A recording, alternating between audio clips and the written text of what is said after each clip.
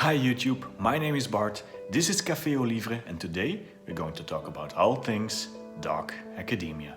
If you're new here, make sure to tap that like and subscribe button and make sure you watch until the end because I'm going to reveal the book that changed the dark academia genre.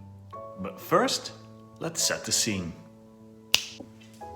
Now you might have heard the term dark academia before. It's nothing new, but as its popularity rises, the term gets muddled and a lot of things get called dark academia these days. So what we'll try to do today is purify that term again and see what dark academia is all about.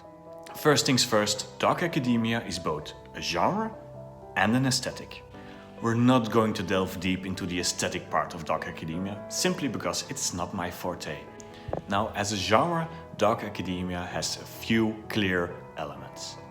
First, you need the backdrop of an Ivy League or old European school or higher center of learning. Then you take a group of elite students that are probably better than all the rest and bring them together. And these students or their surroundings often discuss things like literature, classics, classic languages, arts even. You have to have a murder, of course. And in most cases, it's not going to end well. And if you take all of those elements, you get the dark academia genre. A genre that inspires books, on screen, even music. But now that we know what it is, where does it come from? Now, if we're going to talk about the history of dark academia, we have to talk about this book, The Secret History by Donna Tartt. It is often considered as being the first true dark academia book, and as such, it is the benchmark from which every other book is being written. Is it the best dark academia book out there? Far from it, but it's the first and thus it's a benchmark. It's a benchmark for all books that were written after it. And as thus, it's still a very interesting read. A second dark academia book I would like to recommend is this one, If We Were Villains by M.L. Rio. It is often considered as being the successor of The Secret History by Donna Tartt. And in being so, it has solved a few problems that the first book had. The stuffy, sometimes slow read that The Secret History can be is nothing compared to the fast-paced, quick read of If We Were Villains. If We Were Villains is very much Shakespeare inspired, so if you're a Shakespeare fan, this book is for you. If you're not, you might struggle a bit with all of the references and all of the pieces of Shakespeare that are incorporated in the tale. If We Were Villains is a very dark academia book and it has all the elements that we saw earlier. It is a very quick read, it's very emotional, and I highly recommend it. But again, is it, in my opinion, the best dark academia book out there? Well, 2022 suddenly saw this one. The thing with dark academia as a genre is that it has some problems. It is very Eurocentric, it's elitist, the characters have a certain entitlement to them, and it's very wide. And all of these previous mentioned books do have those problems. But then, suddenly there was Babel. Babel?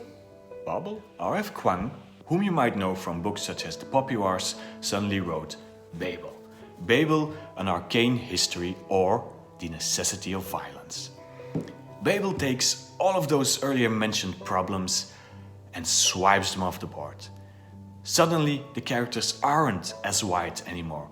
It's not about elitism, or it is, but it's about the negative connotations around the elitism of an Ivy League school such as Oxford. And Babel, without spoiling the story, asks you one big question. If you are entitled to all of those riches, all of those luxuries, all of those privileges, and you see the inequalities, what are you willing to sacrifice? Don't let the size scare you. Yes, it's a big boy, but it reads very quick. And don't let its content scare you. Yes, it talks about linguistics, dialectics, things like that. Yes, it uses a lot of different languages, but it also uses a lot of footnotes. And those footnotes do a very good job at explaining what the story is about. it doesn't hinder you at all, and it allows you to continue on reading even if you're not versed in those studies. It's a dog book, and it gets very, very emotional towards the end. I'm not going to spoil it for you. I highly recommend it. Go check it out, and if you haven't read it, go read Babel. That's it for now and for Dark Academia. But if you have any questions at all about Dark Academia, about any of these books, or about another topic, do mention them in the topics. And who knows, I might make a video out of them in the future. Thank you for watching. See you next time.